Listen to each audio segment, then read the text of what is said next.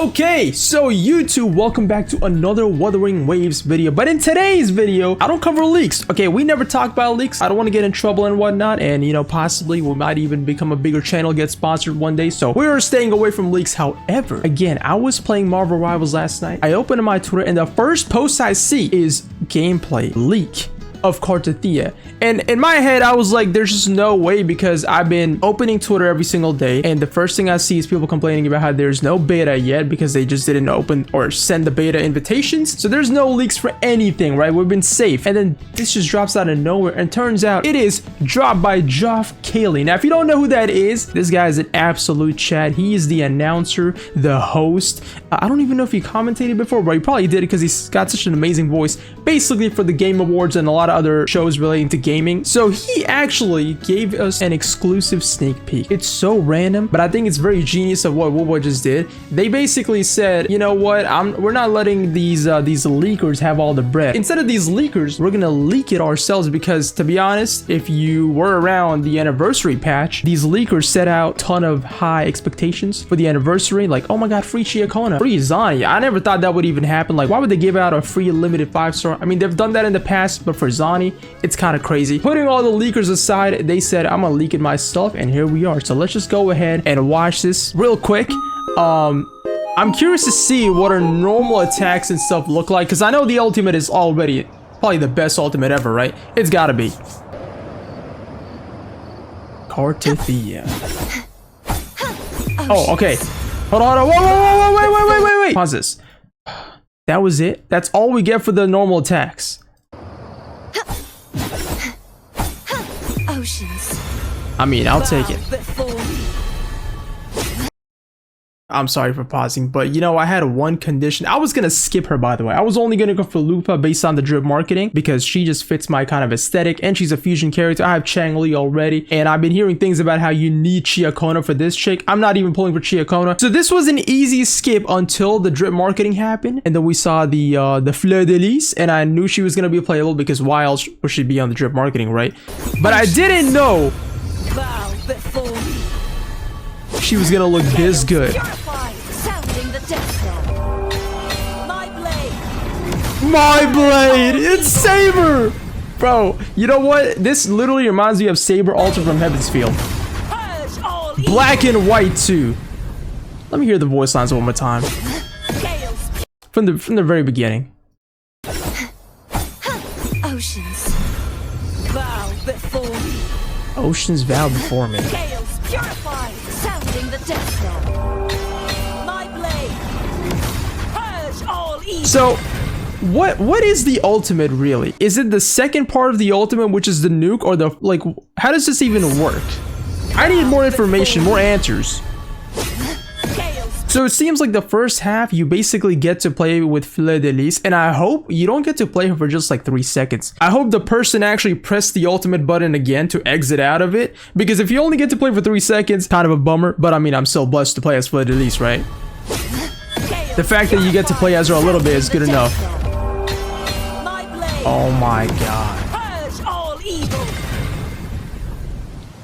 Oh my god. Isn't this the same animation in the story quest? I swear she did something like this in the story. Oh my god. I can't get enough of this. And again, let me tell you guys what this reminds me of. I'm gonna go on YouTube. We're gonna write Fate, Heaven's Field, Saber Excalibur. Watch this. This is, oh my. No. We'll go with this one.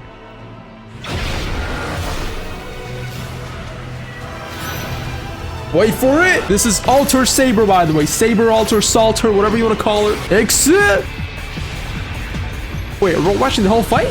Hold on. Copyright. Hello? Show me the main part, please. Say it. Say it! You see that explosive animation? Does it go black and white though?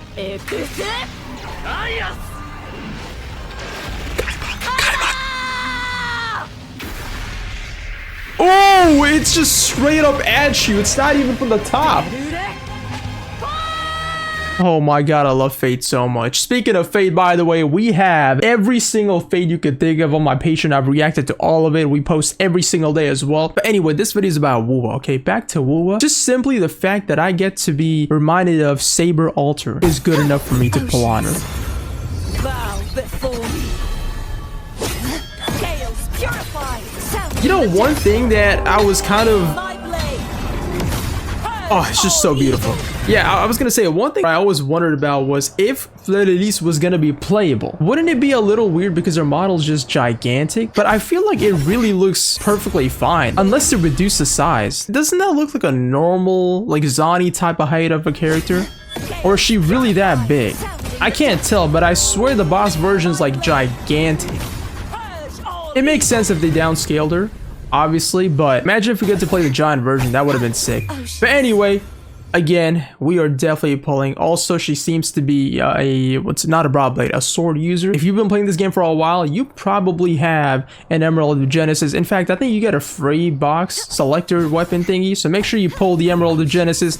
It's like the best weapon out there for free to plays and just in general for standard. So any character that uses a sword, you already have an amazing option for them, and that's the Emerald Genesis with crit rate stats and whatnot. So yeah, man, this is gonna be like probably the most free to play DPS. She's like water and ice, but apparently she's arrow. I don't know how that works in Kuro games. They always do this. It looks blue, but it's green. It's like a water animation, but they do fire damage. So yeah. Anyway, the reason why I wouldn't skip Carlotta, at least at the moment, personally, she's my favorite character in terms of gameplay. When I played her in the story, the sound effects, everything about her were 10 out of 10. However, the only wow factor of Cartethyia right now from this video is basically the ultimate. We don't even know what she does besides the ultimate. So what if she's not as fun to play without the ultimate? And maybe you gotta wait a lot. You gotta fill up that energy for a while, and then you get to play as Fleur-de-Lis for even like 5 seconds or something. Don't get me wrong, this is the best ultimate in the history of gacha games. I can't think of anything better than this. But Carlotta's gameplay itself, like outside the ultimate, is so fun. She does aerial attacks.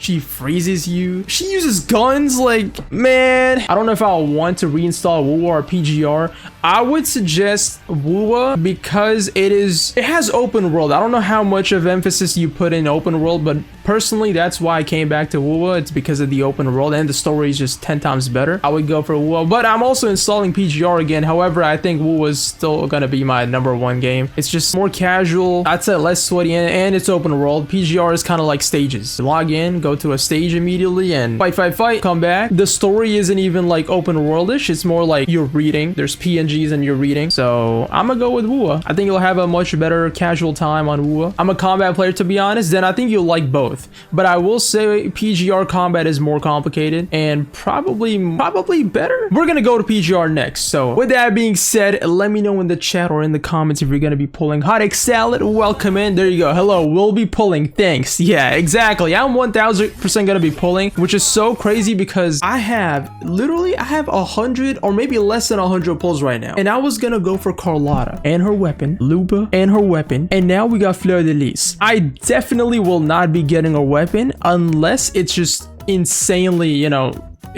crazy substats and effects. Same with the aesthetics. If it's really that good compared to Lupa's weapon, which I feel like I would really like the polearm because I love polearms in general, like a Lancer from Fate. Having the Emerald of Genesis, I really wouldn't need that big of a difference. I just really hope you don't need Chiakona, because if you do need Chiakona for her, I'm just cooked. Like, there's just no way I can use her. Hopefully she's not as dependent on her as Zani is to Phoebe. But yeah, anyway, I'm not gonna make this too long. If you did enjoy, smash that like, check out the Patreon for full anime encore reactions, and let me know what you want to see next. I'll see you in the next one.